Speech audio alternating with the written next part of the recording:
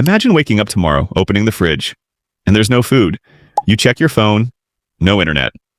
You try to turn on the lights, no electricity. Then you leave the house, but you don't have a car, Google Maps, or even a supermarket nearby. How long do you think you could survive? The strange thing is, this was completely normal for ancient humans. And even stranger, although our lives today are a million times easier, ancient humans had things that we've almost completely lost. So let's go back in time for a moment and see the difference. First, food. If we're hungry, it's simple. Open the fridge. Nothing there? Order from a restaurant. Don't feel like cooking? No problem. You have hundreds of options. But ancient humans, if they were hungry, there was no option called order food. They had to go outside and find something to eat. Maybe hunt an animal, maybe collect fruit, maybe walk a long distance just to find water. Imagine sitting on the couch and saying, "I'm really hungry." And instead of opening a food delivery app, you have to get up and go hunt a deer. That's when you realize just how much our lives have changed, even fire. Today, if you want to cook, it literally takes seconds. Turn on the stove, put the food on, and you're done. But for ancient humans, starting a fire was a real skill. They didn't have a lighter in their pocket. They had to know how to start a fire and keep it alive. And fire wasn't just for cooking, it kept them warm at night, gave them light, and helped protect them. Something that seems so simple to us today was essential for their survival. Now let's talk about traveling.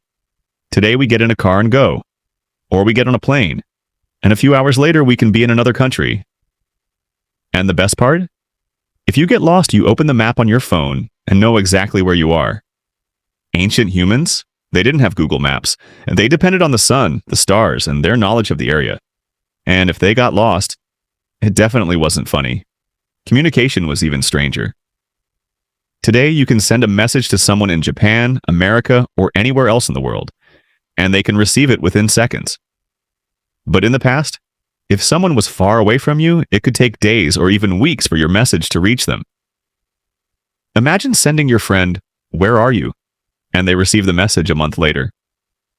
But with all of this, there's something strange. Ancient humans had many problems, of course, but they didn't have a problem called, "Why didn't you reply to me?" Or, "Why did you see my message and not reply?" Or, "Why does he have a better life than me?" And this brings us to something very important. The phone. Phones have made our lives unbelievably easier. You can learn a language. You can watch the news.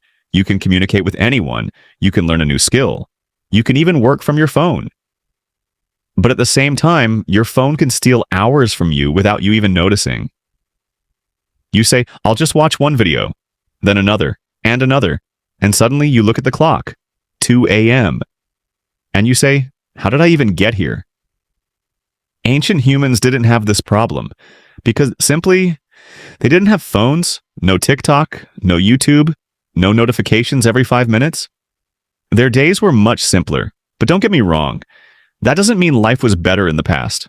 Quite the opposite. Today we have modern medicine. If we get sick, we can go to a doctor.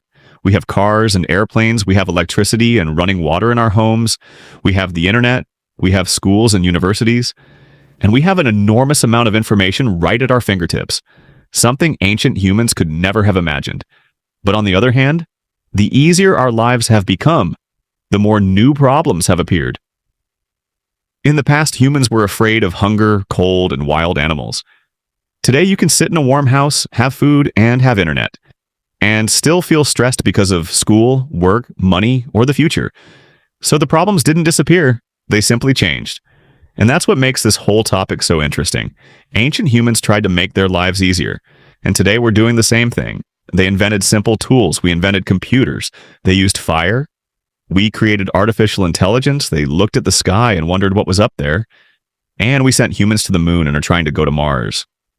So the question now is, where will we be 100 years from now? Will we have flying cars? Will we live on other planets? Will artificial intelligence be part of everything? We don't know. But the one thing we do know is that humans never stopped evolving. And the humans who live hundreds or thousands of years from now might look at our lives today and laugh, saying, "How did they live without all the things we have?" Exactly like we look at ancient humans today and say, "How did they live like that?" And that is the strange thing about the story of humanity. Every generation thinks it has reached the limit, but most likely, the next generation will prove it wrong.